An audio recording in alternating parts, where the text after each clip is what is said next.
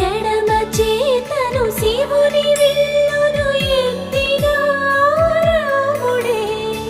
ఎత్తగలడా సీత జడను తాళి కట్టే వేళలో రామ చక్కని సీతకి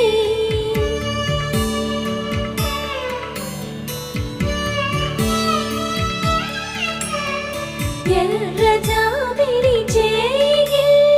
రాముడేడని అడుగుతుంటే చూడలేదని పెదవి చెప్పే చెప్పలేమని కనులు చెప్పే నల్ల పూసైన